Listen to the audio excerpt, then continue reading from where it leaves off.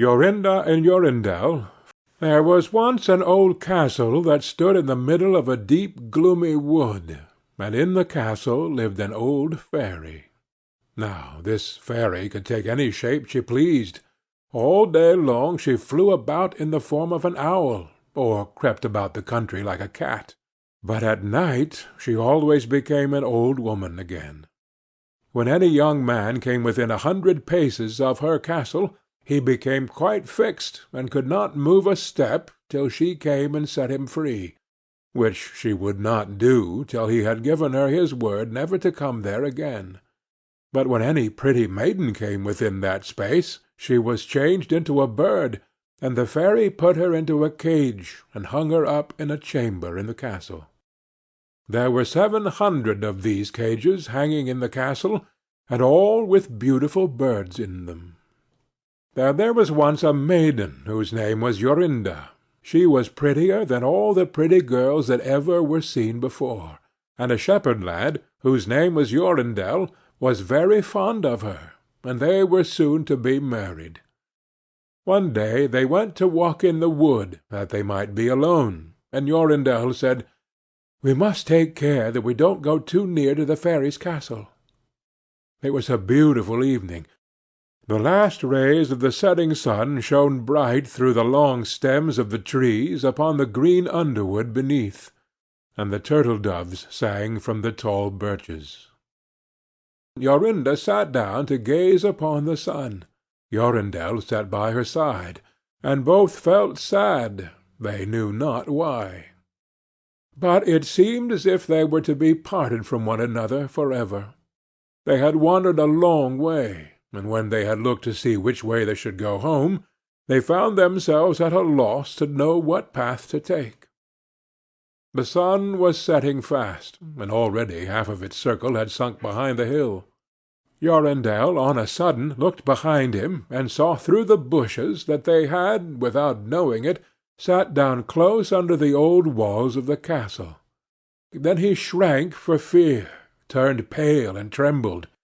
Jorinda was just singing, "The ring-dove sang from the willow spray, well-a-day, well-a-day. He mourned for the fate of his darling mate, well-a-day." When her song stopped suddenly, Jorindel turned to see the reason, and beheld his Jorinda changed into a nightingale, so that her song ended with a mournful jug-jug. An owl with fiery eyes flew 3 times round them, and 3 times screamed, "Tu-woo! Tu-woo! Tu-woo!" Jorindel could not move.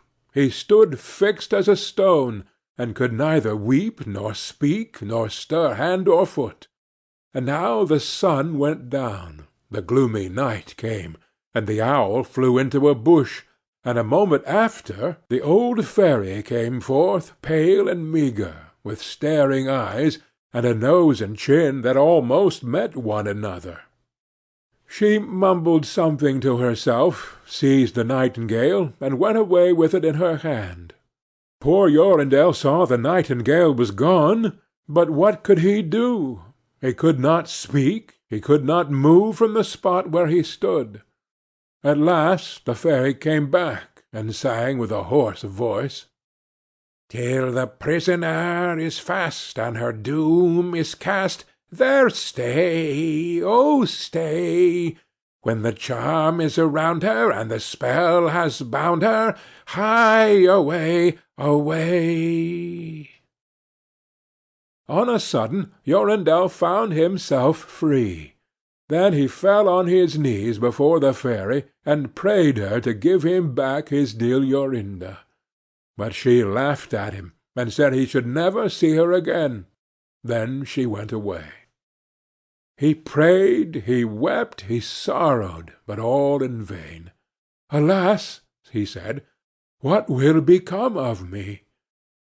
He could not go back to his own home, so he went to a strange village, and employed himself in keeping sheep.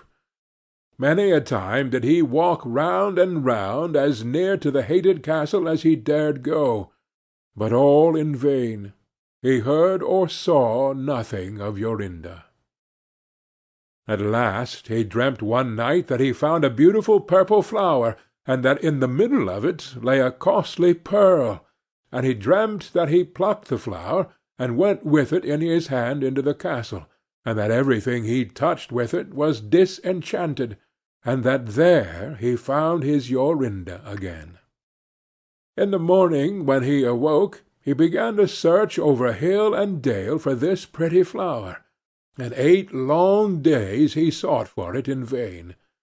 But on the 9th day, early in the morning, he found the beautiful purple flower, and in the middle of it was a large dewdrop as big as a costly pearl. Then he plucked the flower, and set out and travelled day and night, till he came again to the castle. He walked nearer than 100 paces to it, and yet he did not become fixed as before, but found that he could go quite close up to the door. Jorindel was very glad indeed to see this. Then he touched the door with the flower, and it sprang open, so that he went in through the court, and listened when he heard so many birds singing. At last he came to the chamber where the fairy sat, with the 700 birds singing in the 700 cages. When she saw Jorindel, she was very angry, and screamed with rage.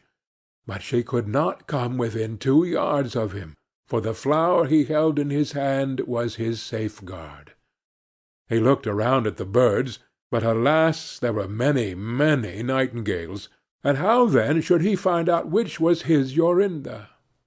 While he was thinking what to do, he saw the fairy had taken down one of the cages, and was making the best of her way off through the door. He ran or flew after her, touched the cage with the flower, and Jorinda stood before him, and threw her arms round his neck, looking as beautiful as ever, as beautiful as when they walked together in the wood. Then he touched all the other birds with the flower, so that they all took their old forms again, and he took Jorinda home, where they were married and lived happily together many years. And so did a good many other lads, whose maidens had been forced to sing in the old fairy's cages by themselves much longer than they liked. End of Jorinda and Jorindel.